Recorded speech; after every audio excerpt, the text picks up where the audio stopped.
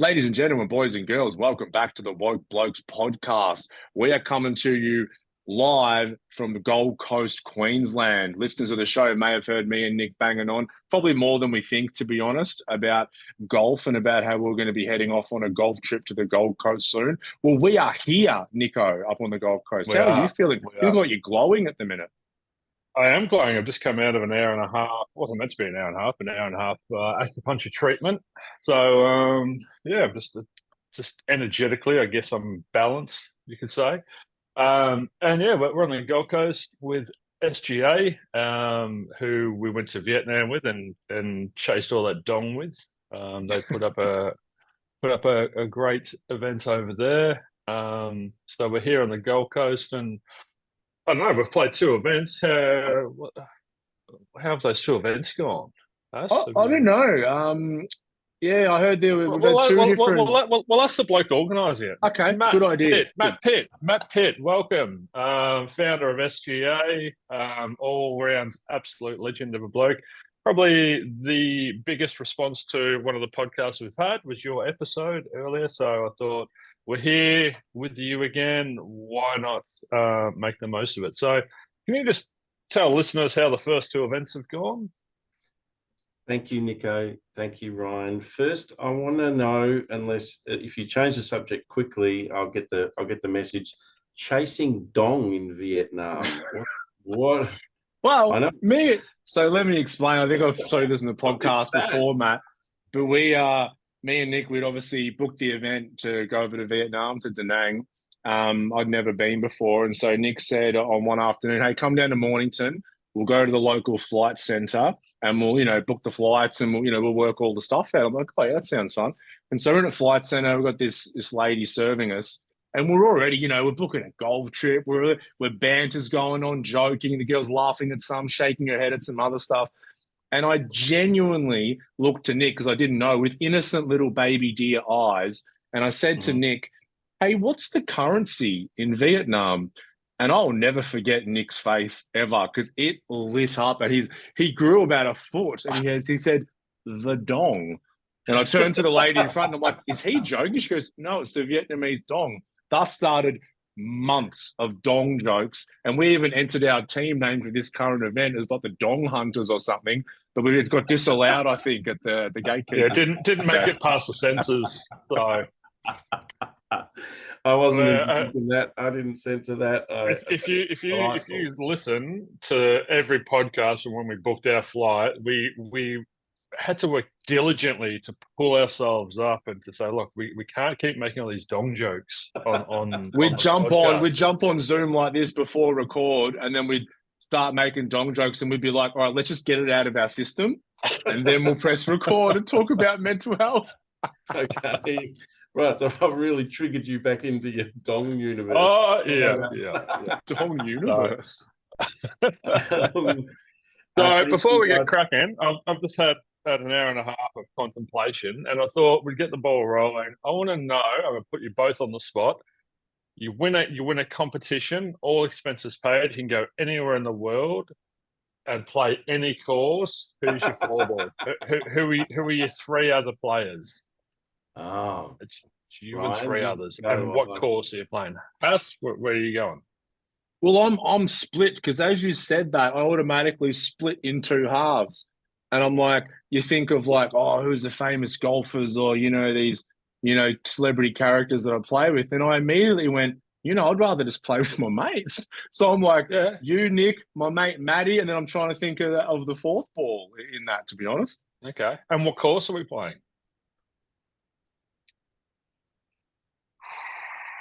What do you have to think about that, Matt? I'll have a think. What's your four ball, Matty? I'll have a think. What do you got? Okay, I got course first. Augusta National is the trigger. And you're having dinner, and so you're there with the people. So you're having dinner and drinks with them afterwards. Everything. It's not just golf. So, Augusta. So Matty said Augusta. Yeah, it triggered me into the first golf tournament I watched was the '86 US Masters, which was unbelievable. So that's all the golf people know. Jack Nicklaus, 600 on the back nine at age 46.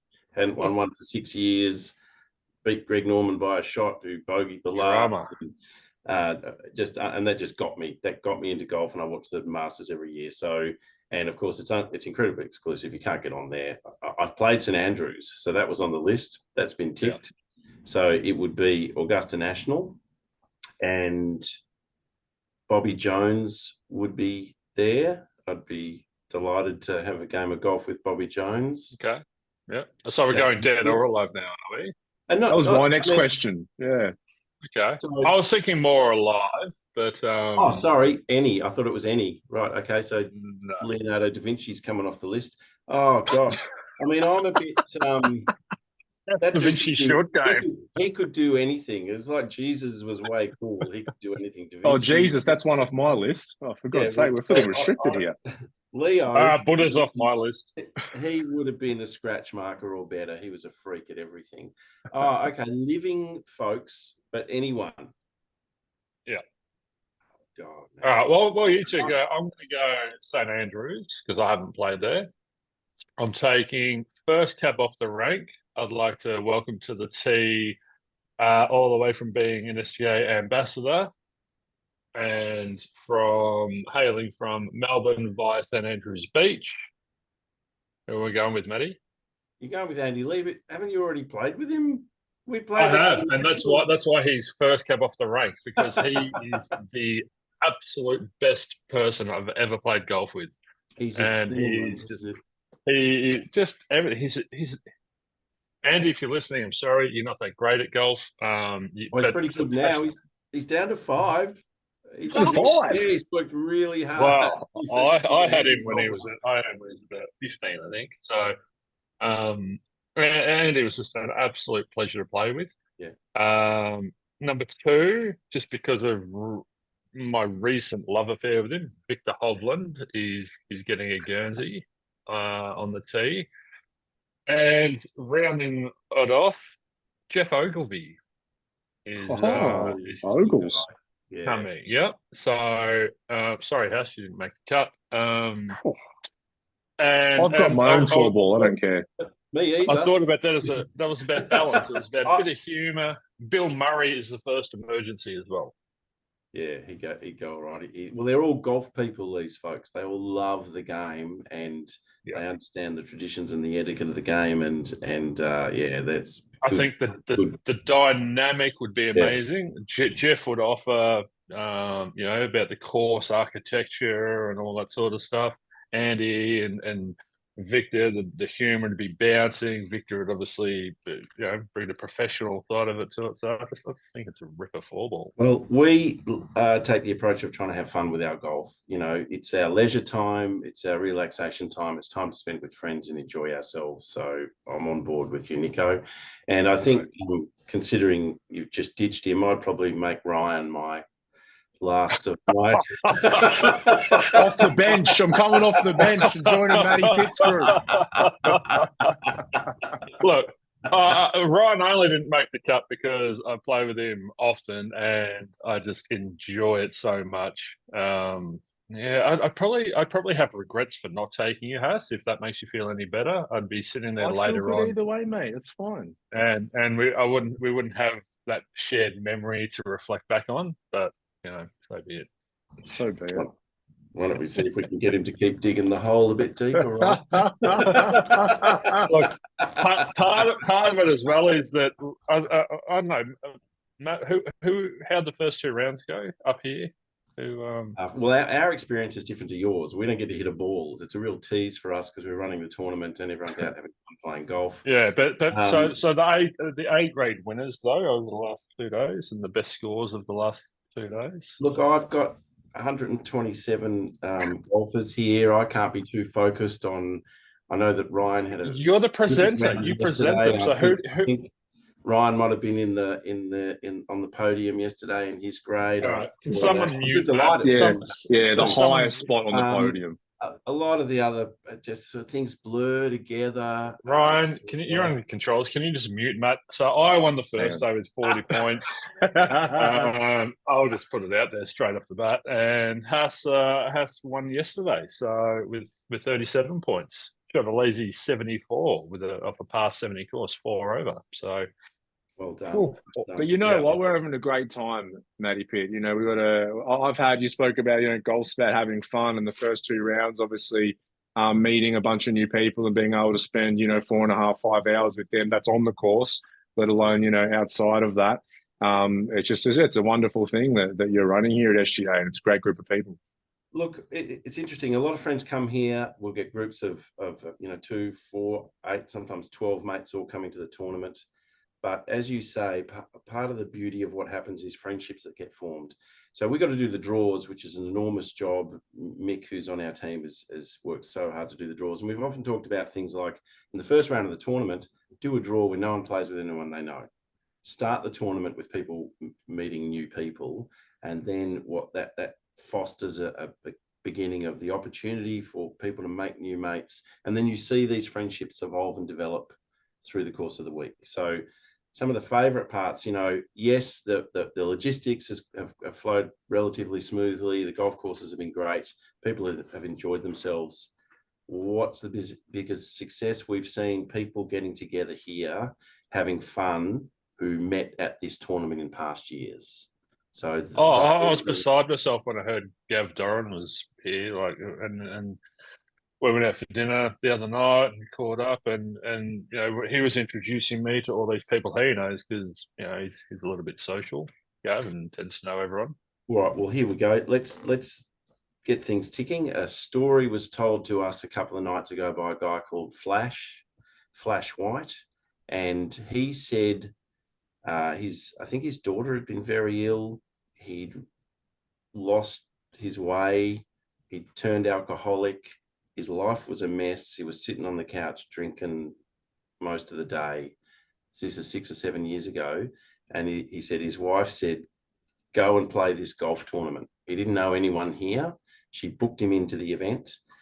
He was in contact with my wife, Sally, and he told me that she looked after him. He said, I don't know how to do the online booking. I don't know what I'm doing.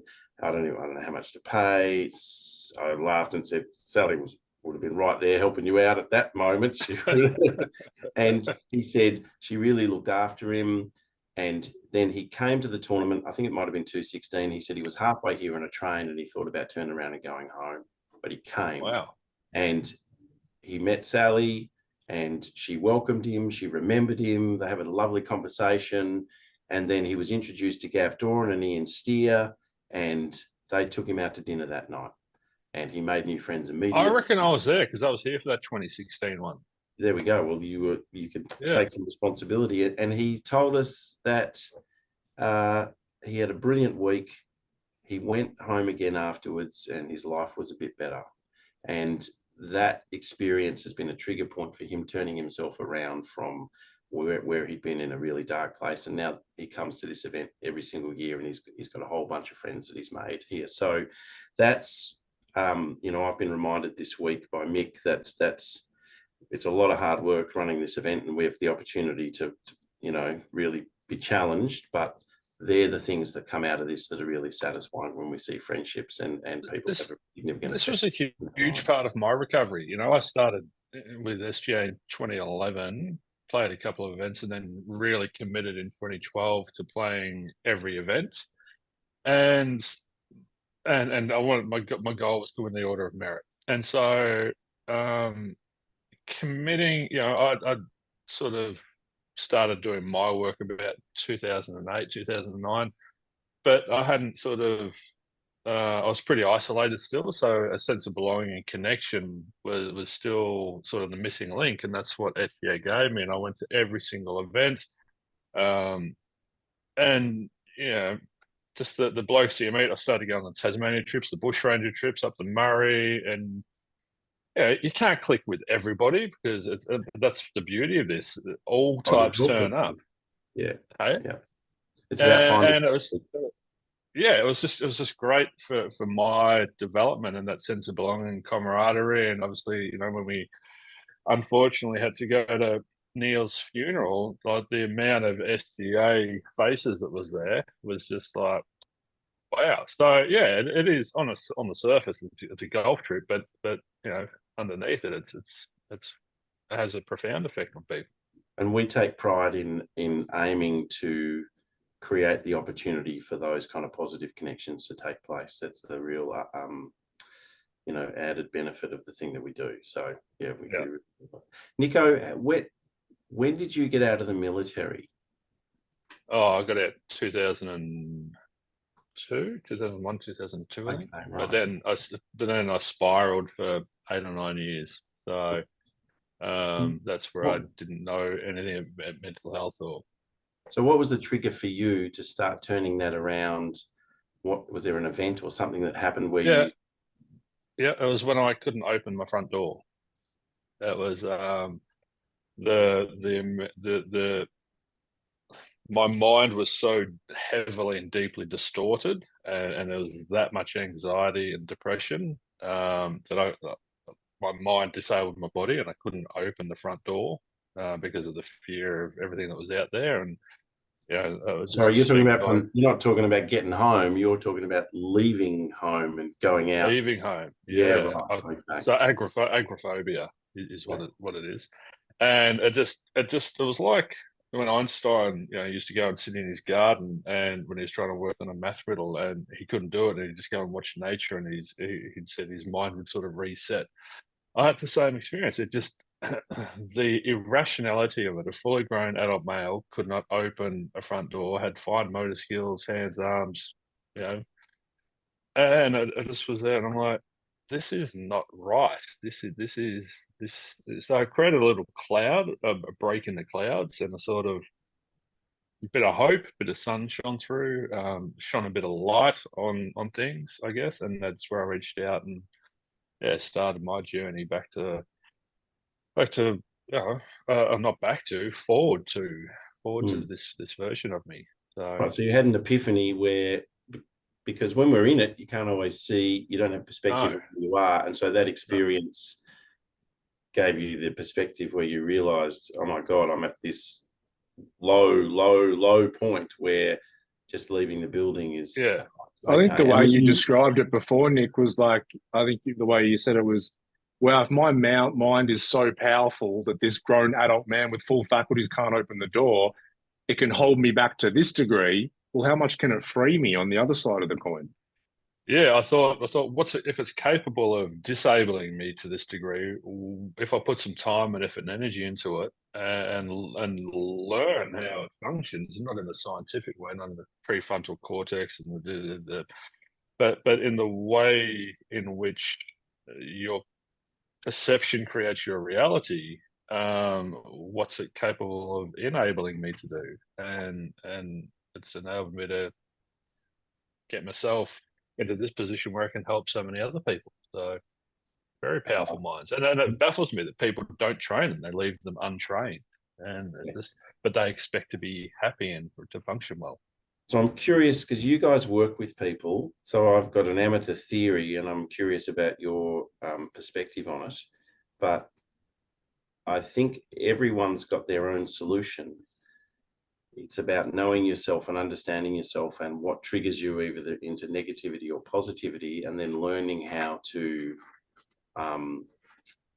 have that relationship with yourself and work with yourself to do positive things. So for me, we talked in the last podcast about how I learned that when I'm down, if I help other people, I get, well, I'm told it's an endorphin hit or something or other where that makes me feel better.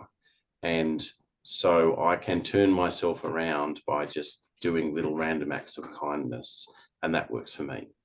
And each of us have our own buttons to press or trigger points or things that make us tick or that inspire us.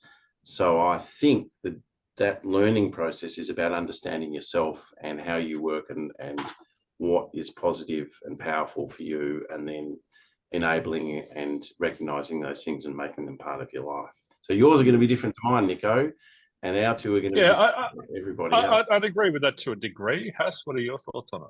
Yeah, the key you said is working with ourselves. And that's probably the common theme. And that does come in many different forms because of all our different experiences that have shaped who we are and how we react in certain situations. But working with ourselves mean we're not in an adversarial relationship to parts of us and the way we act. Because when we are, in these negative states, when we're isolating, when we're reactive and angry, we tend to hate ourselves or hate those parts of us that are present in the moment and want to hide them away from society and kind of banish them to the corners of our mind. And Well, that's not. I was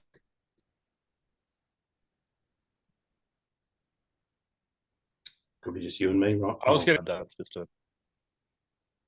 All right, we good? Technical difficulties. You back, Nick? back. Yeah. Yep.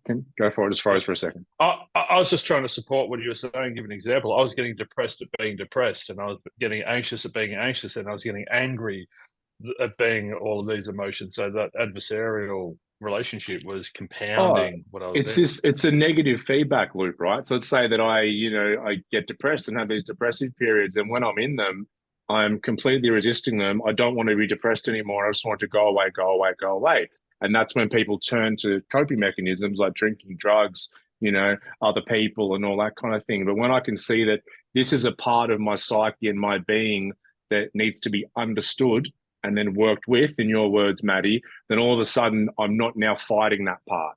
Because that's what so many of us are doing. We're just wrestling ourselves.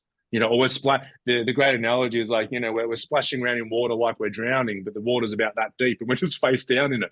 We need to sort of get out of it and have a bit of a look at what's going on. So, yeah, that's the first step. And it's different for everyone, like you said, but the first step is, hey, let's understand these parts of us and work with them, not against them, not trying to make them go away. Anxiety is a big one, we see with people. And I always say anxiety is like that little tug on the shirt where a part of us perceives there's some sort of threat in the environment.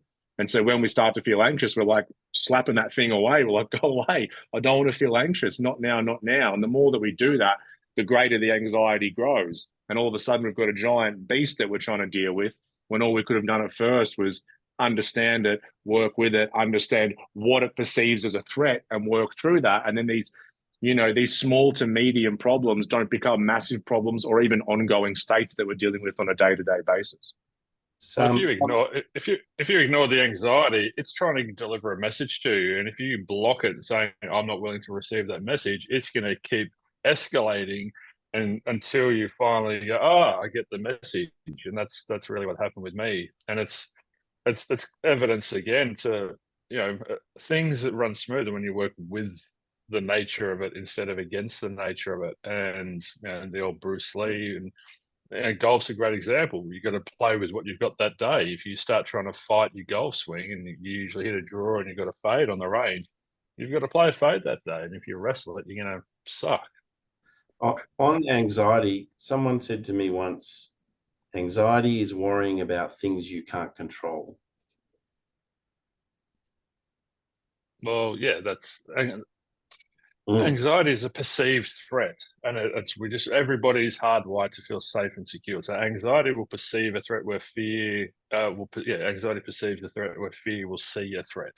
Right. So they're very different, and this is coming back to psychological safety, which is what we're very proactive with in helping people to start being more psychological, looking after their own psychological safety.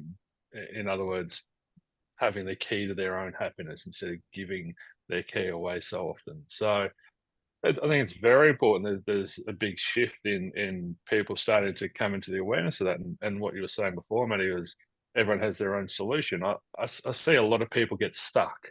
And so the problem's not what we think the problem is. The problem, it's all just resistance.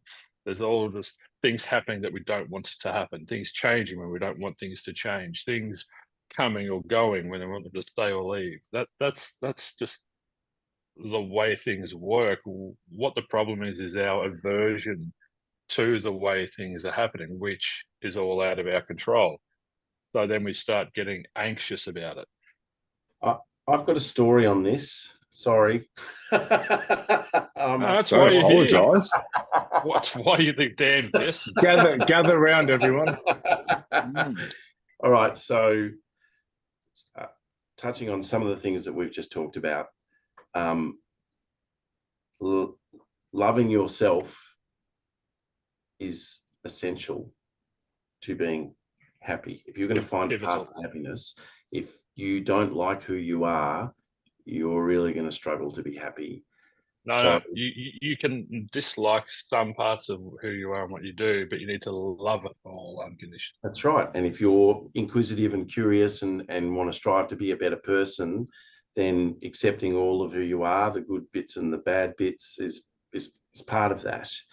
And I've seen a few people struggle with that because they don't like themselves. And if you don't know yourself fully and accept who you are, then you're really going to struggle to like yourself. And if you're not being the person that you truly want to be, you're going to struggle to like yourself. But this can manifest itself in lots of different ways. So I had an experience with my beautiful wife, Sally, where we would muck around and twist self-deprecating humor. And sometimes I would bowl into the opposite of self-deprecating humor, where I'd say something absurd and pump up my own tires. I can't even think of a good example. And she never liked it. It never sat well with her. And so we talked about it. And over a period of months, we started pulling this thing apart. And we reached the point where the reason she didn't like it was because her parents had taught all their kids to be humble and to not pump up their own tires. And in fact, Sally was a very talented entertainer. And I learned after she died that she'd been the main person in the whole the theatre that she was involved in, and she was the #1 singer and actor. And so there was a lot of opportunities, and people were constantly telling her how amazing she was. And she'd been taught at a young age to be humble and deflect and not take those things on board. And that carried through to the point where she didn't pat herself on the back and congratulate herself when she knew that she'd done something she was proud of. She was shying away from pride in herself, and that affected her self-image and how she felt about herself. And this had carried through her whole life. So we talked this through, and she got there. And one day I said to her, "You're awesome." And she went, "Yes." So you received it finally. And she was comfortable agreeing, whereas she'd always felt very uncomfortable with things like that. And she felt better about herself, and she was happier within herself because she was able to acknowledge the parts of herself that she liked and she was proud of. And that was a really significant, valuable learning journey for her. It's just balance, though, isn't it? It's just balance. It's don't be so humble that you disown sort of what it is that you're amazing at, but don't be so pumping up of your own tires that you're putting on this facade. It's just, I'm not saying you were doing that, but it's just about being balanced. And the pumping up the tires typically comes from insecurity. People who are insecure about certain parts of themselves or in certain aspects, they tend to try and develop that confidence and try and feel more secure in that self. So I love what you said before, Matty, about being curious, because we did a whole episode on know thyself, and it's about leading with curiosity and wonder instead of intellect, instead of I know you are this. And we're very big on teaching people to look beyond what people are projecting. If someone's not taking any compliments, or if they're being way overinflated in their own sense of self, it's instead of sitting there judging them and going, you should stop doing that, it's looking behind that and going, oh, and so for the two of you to do that, you know, within your relationship is just wonderful, so healthy. Oh, that's like a breakthrough moment. It's what we try and achieve with clients in session. You know, it's a breakthrough moment because in those moments we break free from the conditioning of our past. You know, what you're describing there is what we all have to a varying degree, and it's an early attachment imprint. You know, when we're young with our relationship with our parents, we sacrifice our authenticity as a human being to maintain our attachment to them. And so if my attachment is maintained by staying humble, then I carry that through into my adult years. And it, like Nick, it can work. It's the other side of the coin when I'm overinflating myself and being arrogant. Maybe that was required in those mainly moments. on the golf course. Yeah, yeah. You can talk, Mr. Leading A grades. It's so there's an insecurity in me that I'm not sure how I'm going to play the next couple of days. But it's interesting because it's the models that we're taught, and for everyone listening, we need to really understand that we're all taught how to operate within these models. And what you noticed in Sally and what Sally noticed in you both sort of looked at each other and, is this model still working for you? Is this model healthy? Is this model old and outdated? And is it perhaps time to come up with a new model that suits this version of you? It may have worked for past versions of you, but it's not working for this version of you. Yes. And I remember, look, there's several things we talked about here, and it's just occurred to me, there's a little learning that I found in a book once that ties together inquisitiveness, humility, and probably, wisdom. So I talked in the last podcast about illusions, a very favorite book of mine. And it has lots of interesting ideas and learnings. And then late in the book, you turn to a page and it says, everything in this book may be wrong. And it's a very important lesson. And for me, it was, everything I've learned may be wrong, which means if you are inquisitive and curious and want to keep learning, then you need to accept that you may know nothing at all. You need to accept that the things that other people know are true and the things that you have learned are not. And that then requires a humility as well. Those things are kind of interconnected. So I love that line because it reminds us to keep being curious and inquisitive and learn. And it reminds us to be humble about what we have learned, because we might have taken all the wrong lessons the whole time. And if we're continuing to be inquisitive and learn, you've got the opportunity to keep finding a new course. So, that's beautiful. It's a beautiful teaching. And you spoke, earlier about anxiety and coming back to this lack of control or feeling out of control. And we cling to this idea of black and white thinking where, I know this to be right. I know this to be wrong. This is good. This is bad. And that's my set beliefs. And anything that comes in and challenge that is going to cause anxiety or anger. This is where we see so much fucking arguing online and all that kind of thing. Whereas if we can, like that book says, remain more open and go, hey, this is maybe what I believe in this time, but I'm also very open to being wrong.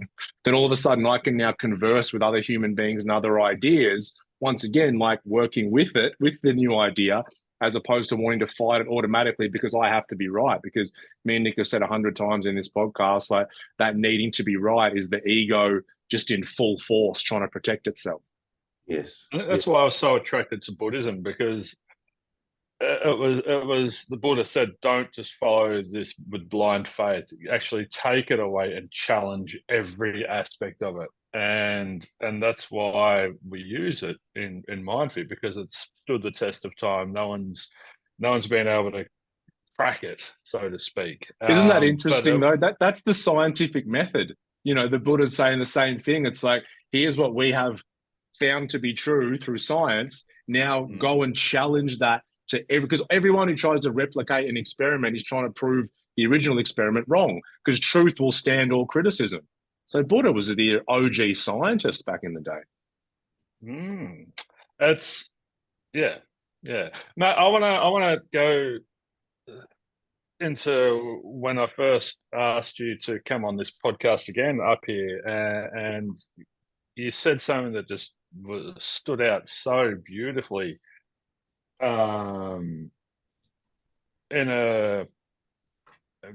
This is where non-duality worked. It was beautiful in how sad it was, and things that aren't pretty can still be beautiful, if that makes sense. And I had this.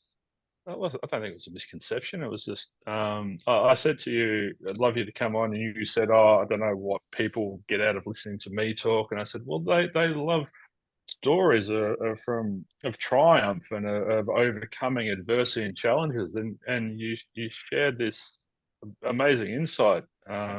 If you could share it again for us, that'd be That'd be great. You're talking about the going away Mission. recent. Yeah. Yeah. Okay. So It was about success. I said it was, and you said it's Right. not quite successful on that level. I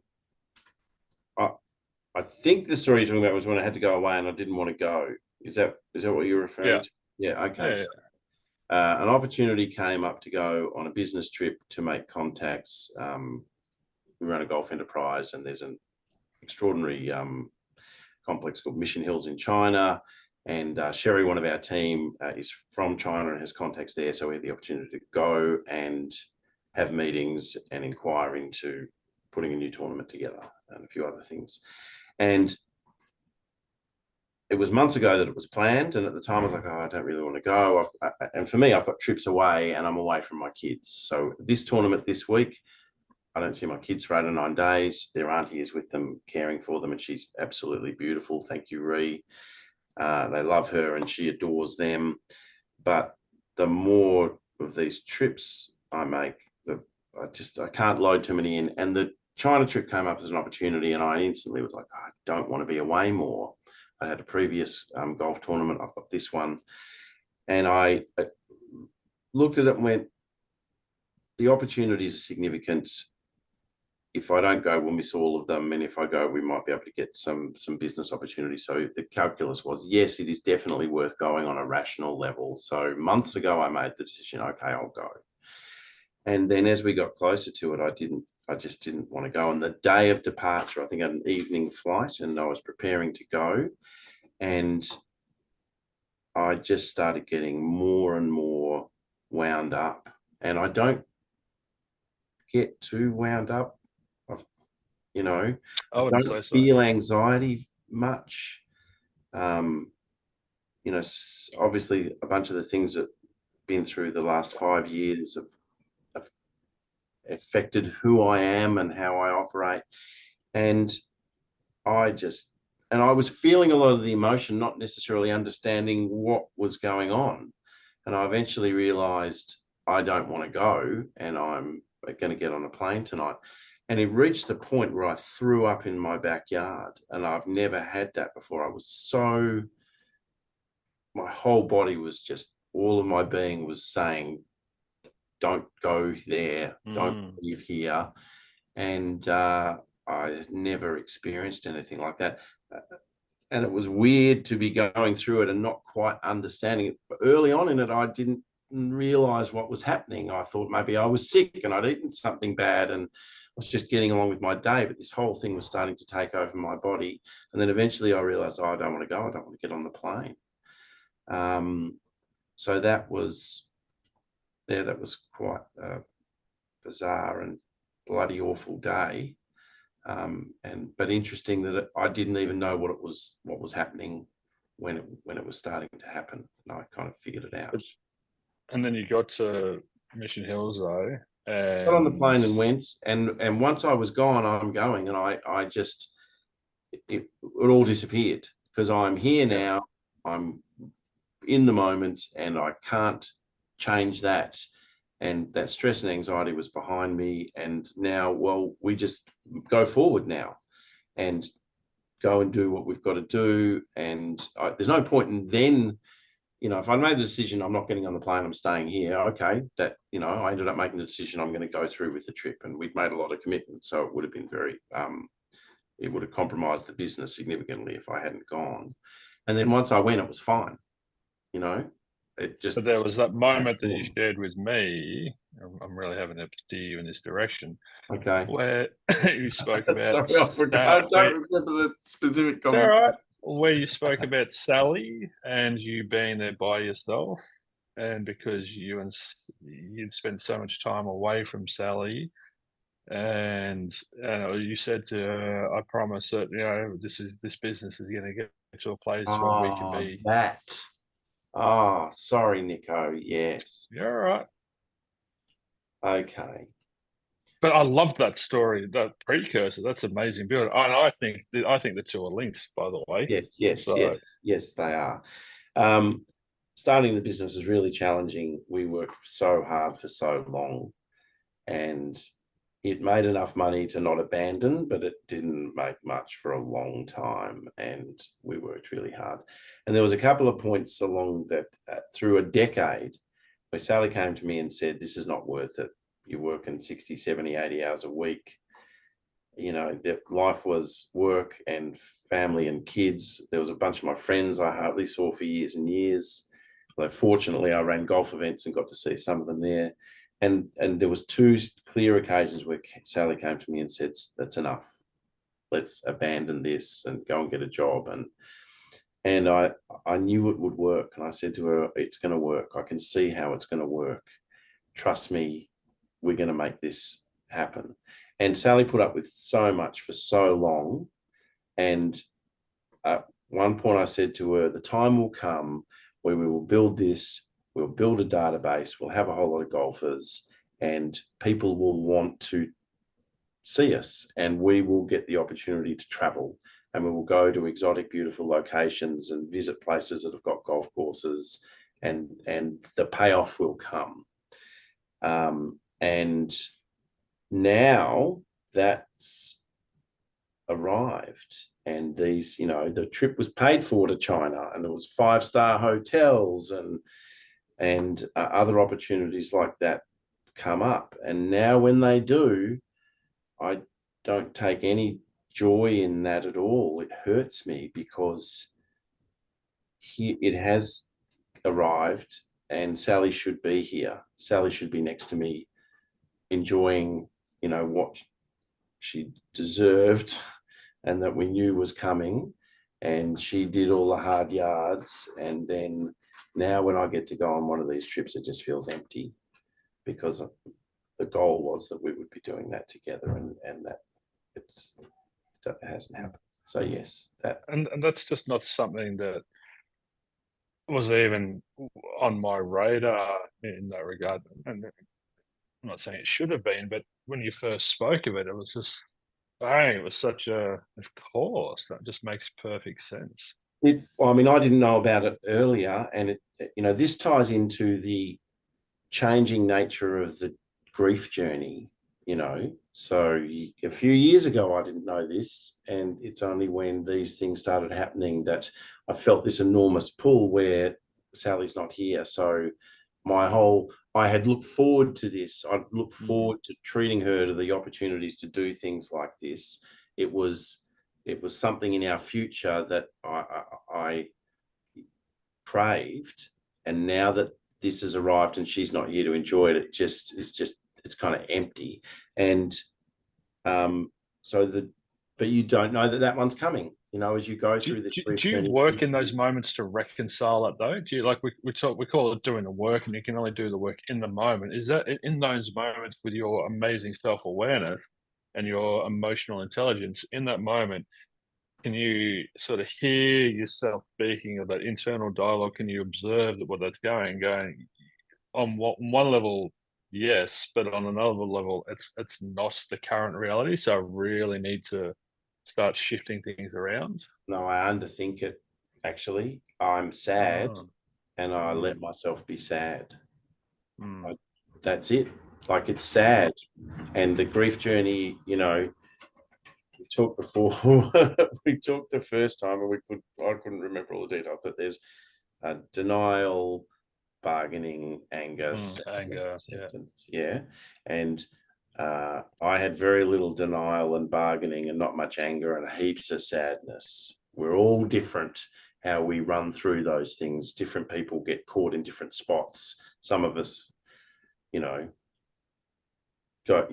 we just do things differently. Yeah. So for me now, they're the marker points of sadness that are going to be with me, and I have to embrace and accept that sadness. And so I let that come in. And if I cried this morning, you know, I went back and had a look at the last podcast, as I said, so I wouldn't repeat myself too much, and I still might, but I hadn't looked at that for a long time. And then I, you know, listened to some of the things we talked about, and I thought of Sally and her children, and I cried again today. So that I don't overthink it, Nico. It just, I think sadness comes, and I let it happen.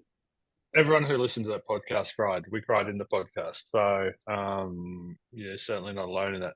And I don't want to harp on about it, but from the perspective of the hat that I wear and what Ryan does, you know, there was an attachment formed many years ago that this will happen, and then the universe intervenes as it tends to. So Yes. in those moments, there's that opportunity there to surrender that attachment and to let go of that attachment, to free yourself from that. Yes. So this is this thing about realizing that I'm now arrived in a future where I'd imagine Sally with me, Mm. and I'm now in the present and she's not here, and the sadness is there. So part of the grief journey as it's evolved is a dawning realization about my changed relationship with the future. And this is something I've realized I wasn't aware of 2 years ago when we last spoke.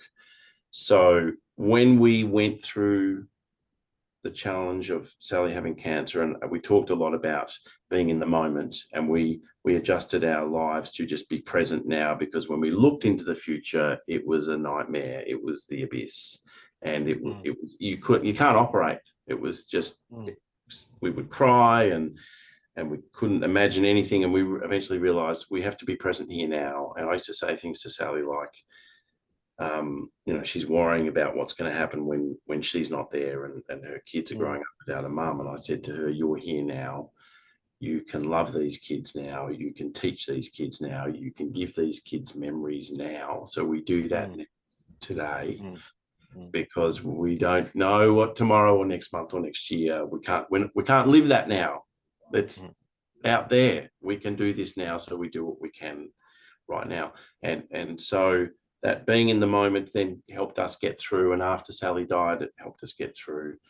And I kind of stayed there for a long time. And then I didn't look into the future because there was a future planned with Sally.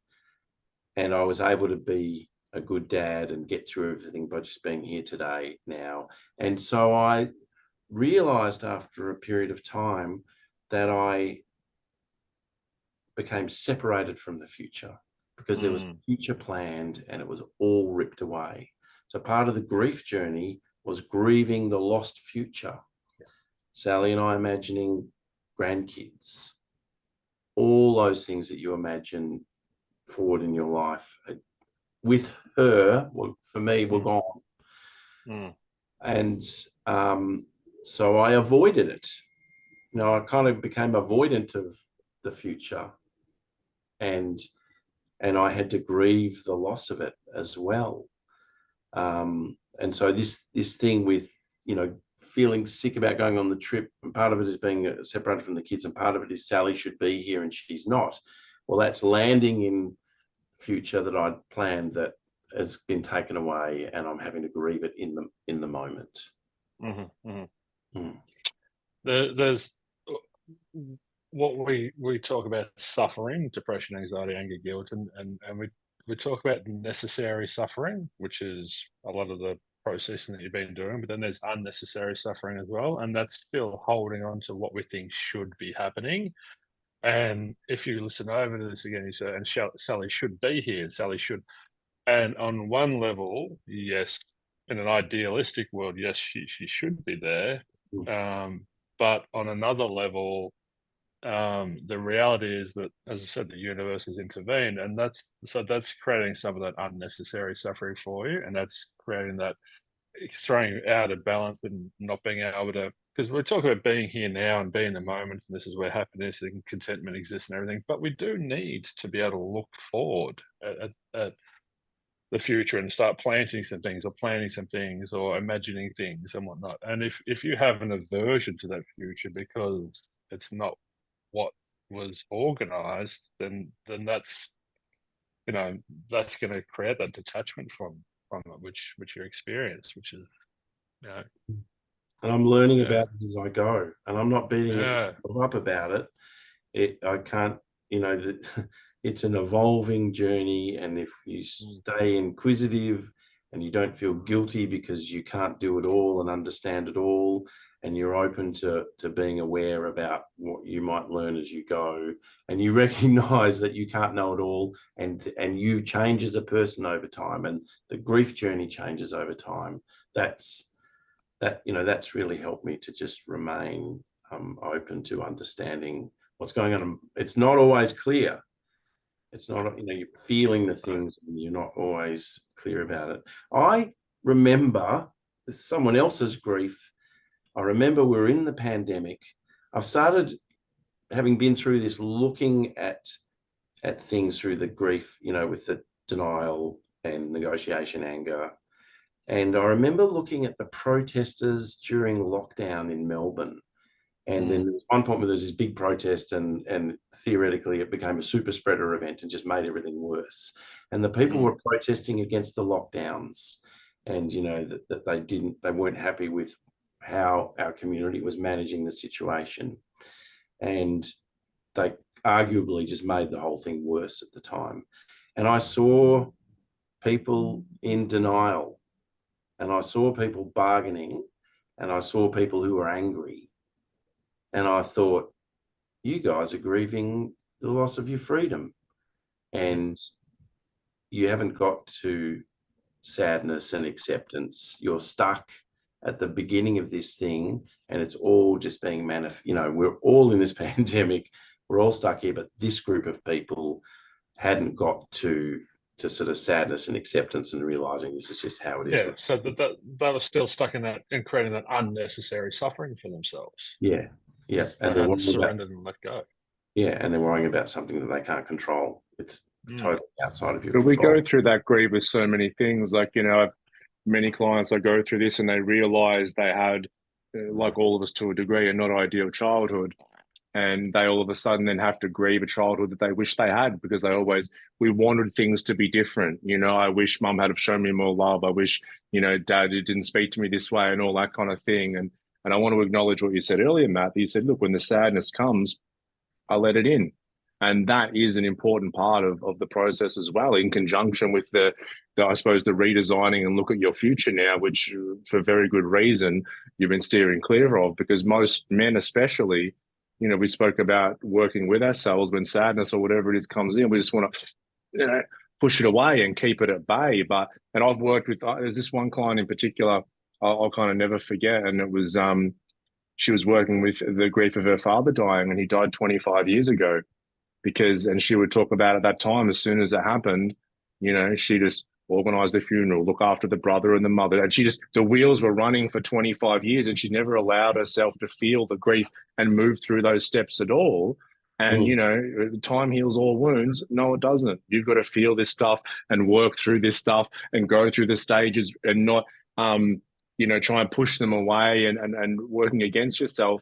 And, only when doing that can we truly move through the other side. And you're right, we will change as a human being. And as we come out through that grief and out the other side of it, we're a different human being, and we should be going through something like that. Well, but Matt's next step is to start understanding which of the sadness is healthy and which of the sadness is unhealthy, and that's the necessary and the unnecessary, and that's just part of the evolution. But what's going to get Matt through and help him to continue to evolve is that mindset that I don't know it all, I don't have to be perfect. I'm just turning up, and I'm just this eternal student, and I'm just learning as I go, and I'm going to learn the hard way sometimes. I'm going to learn through a lot of experience, but keeping that mind so open, which is what you do so well, Matt, and serves you and your children so well, is just, it's crucial. If you didn't have that, the rest wouldn't be available to you. Thank you, Nico. And Ryan, I'm going to reflect on necessary and unnecessary sadness.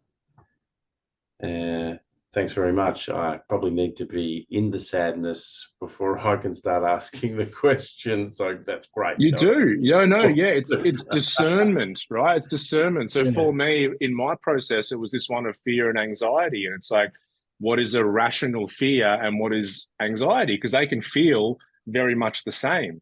Yes. So I would have situations like you were speaking about with a real bodily reaction and aversion to jumping on a plane and going somewhere. And I had many events like that. And I had to be in it to ask those questions and discern the rational fear and the unrational anxiety to a point now. And you only know it's like going to school over and over again by feeling this crap, where I'm like, oh, I actually shouldn't do that thing over there. So I'm going to say no to it. And I feel perfectly comfortable with that. Or discerning, going, oh, that's old anxiety, worried about A, B, and C, what someone will think of me or that, and then moving forward despite of that anxiety. But only till we've been in it long enough do we create that discernment of what's necessary and unnecessary, as Nick would put it. You can also look backwards, though, like the old life gives you the lesson first and the test afterwards. So from my experience, which you inquired about before, Matt, it's being stuck and being unable to open the door, the amount of depression and anxiety then, I was still grieving losing my army career, which I was really enjoying. But mostly I was grieving not being able to run anymore.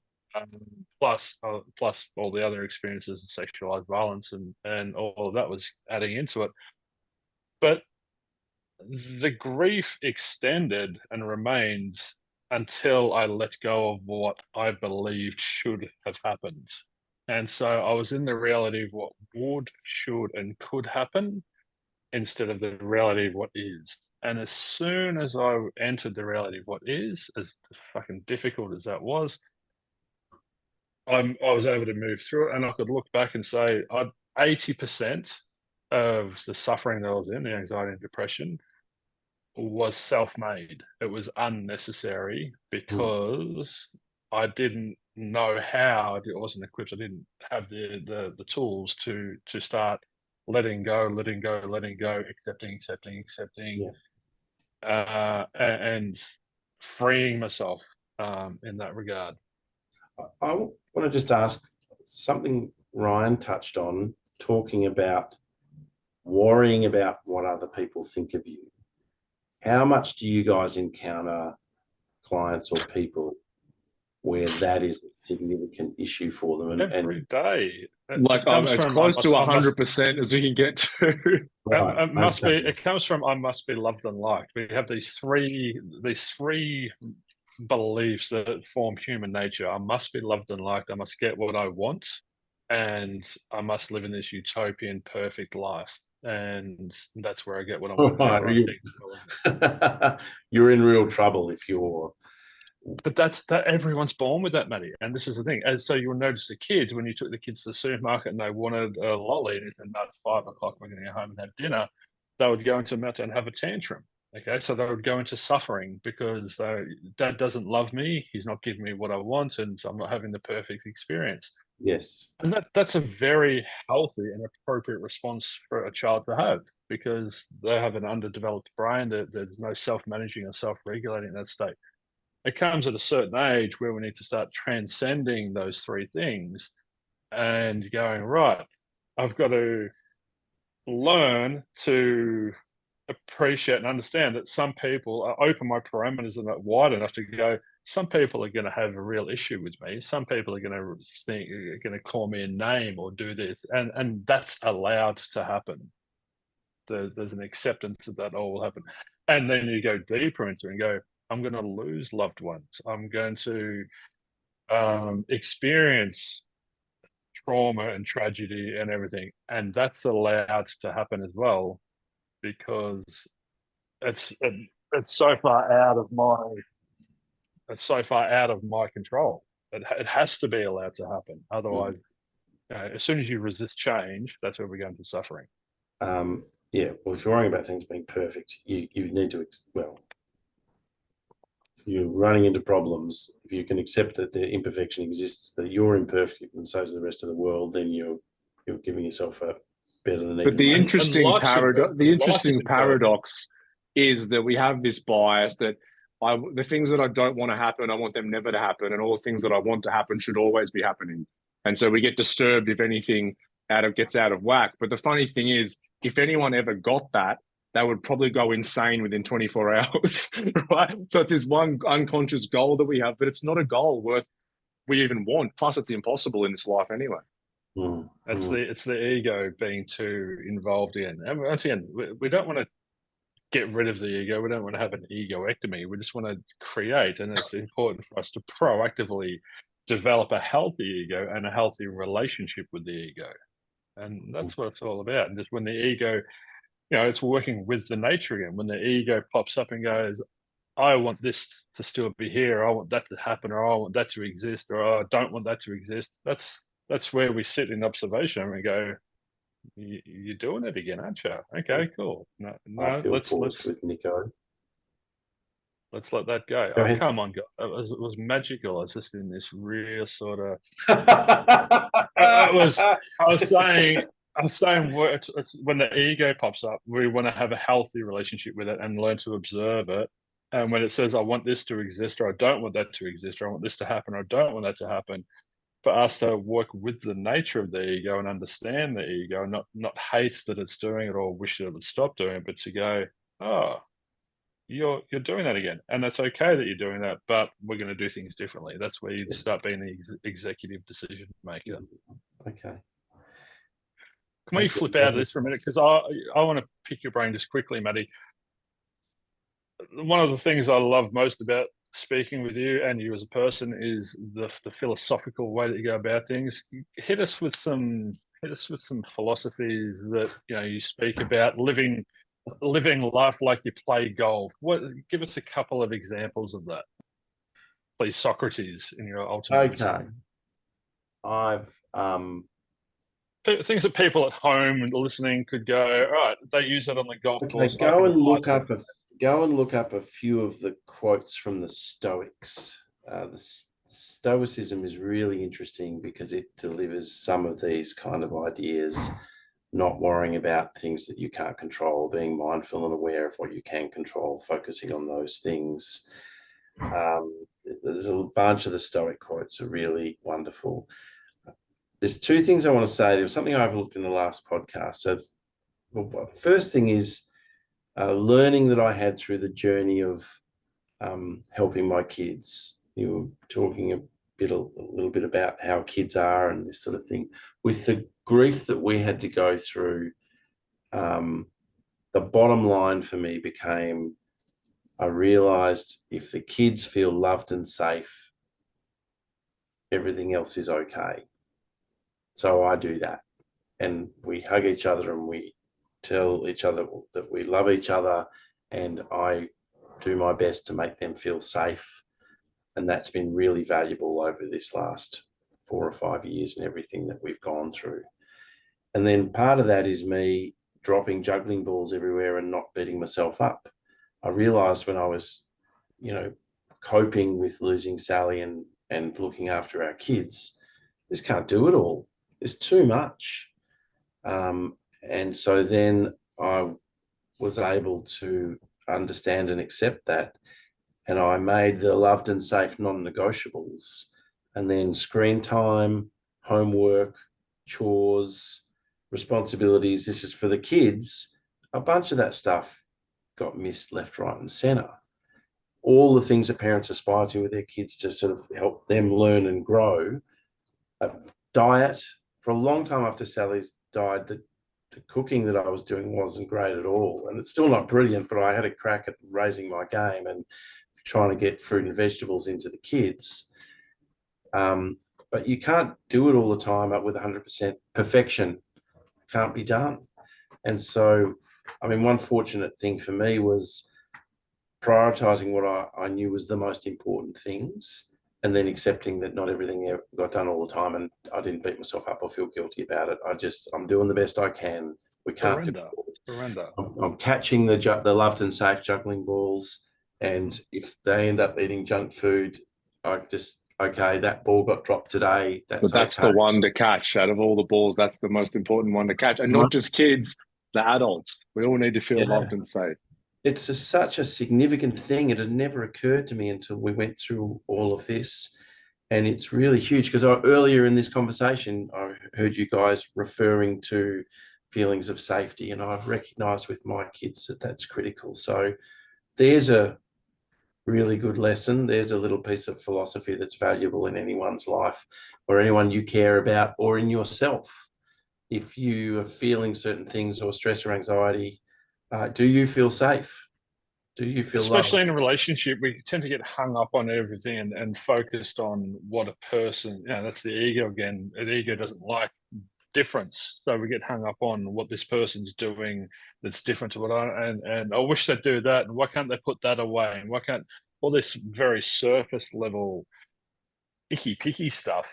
And when you simplify it to the degree that you have and go, let's just help, I have a responsibility to just help this person to feel loved and safe. They have a responsibility to feel loved and safe within themselves. But children don't really have that ability, but in adult relationships.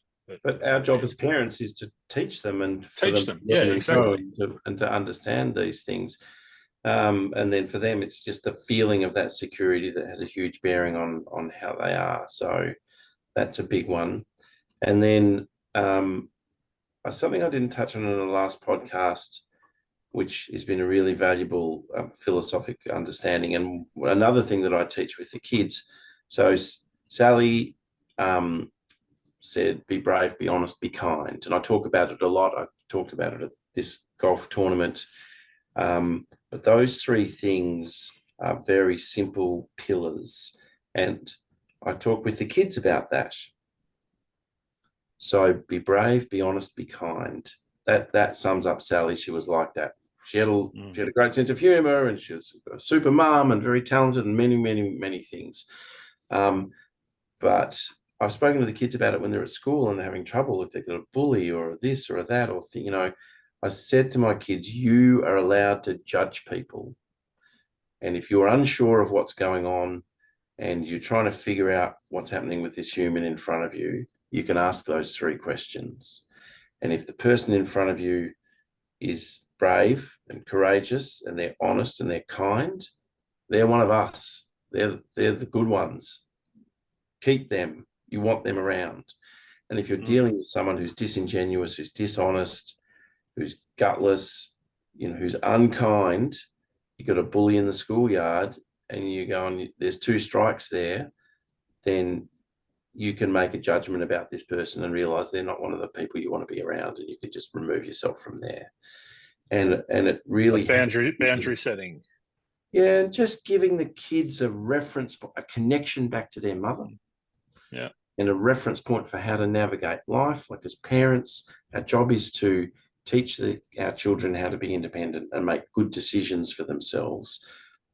But, helicopter parenting is continually worrying that your kid can't do it themselves and you've got to be there to micromanage everything. Whereas what we're trying to do is teach them to make good choices so that when you are not there, they're making good decisions. So I was quite aware that what I was doing was giving them a reference point and a framework to make decisions for themselves. And it was connected to their mum. And it was three simple questions.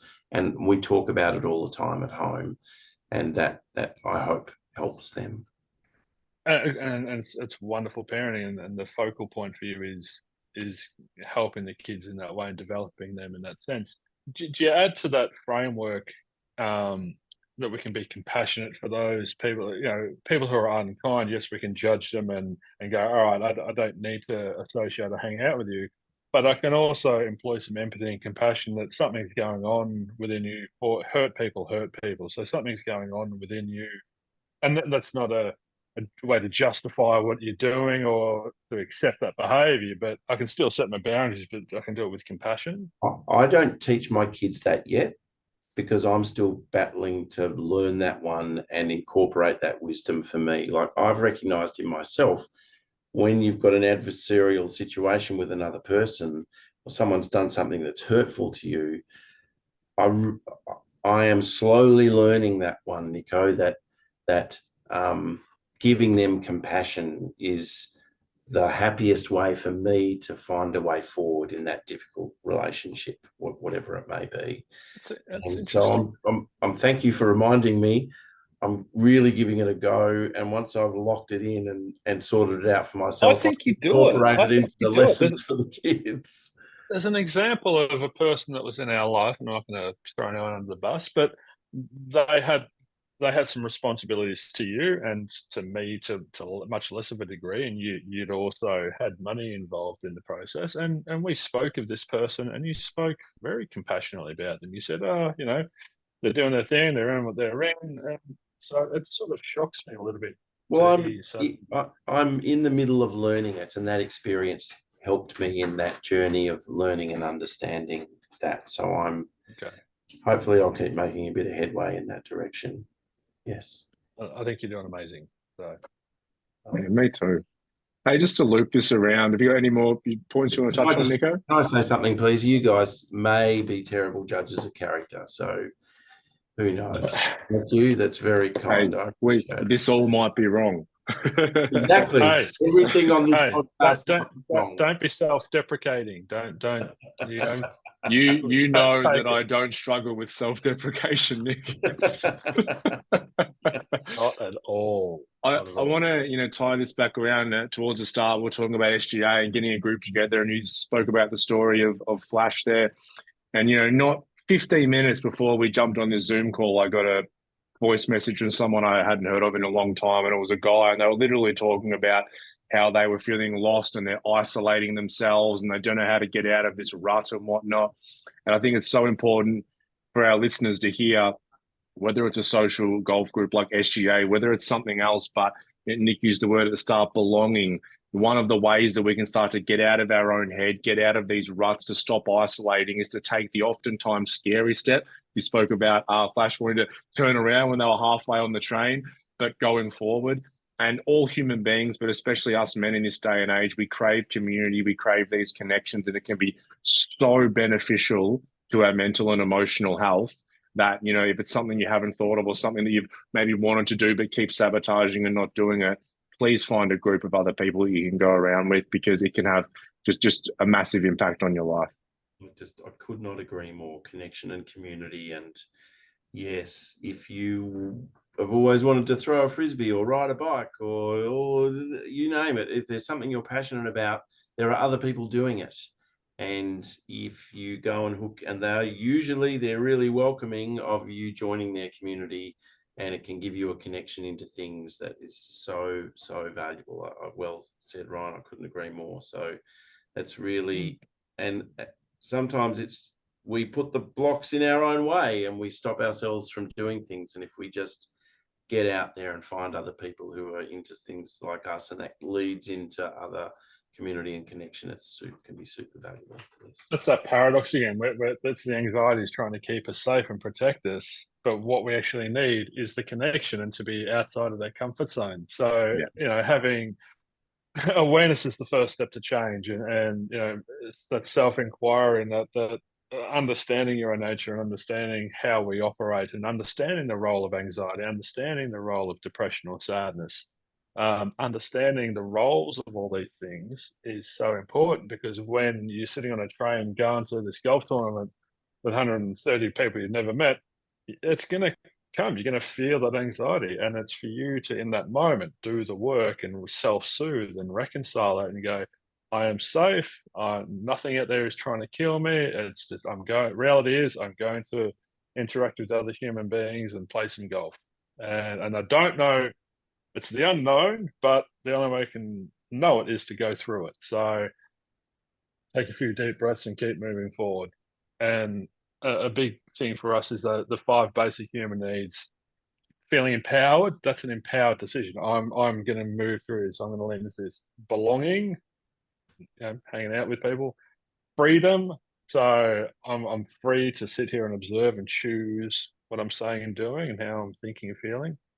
Fun, got to laugh at ourselves, got to lighten things up. That's why this podcast takes the piss quite often, more often than not.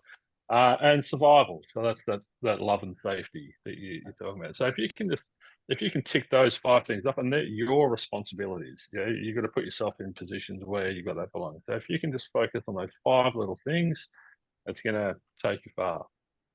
Here.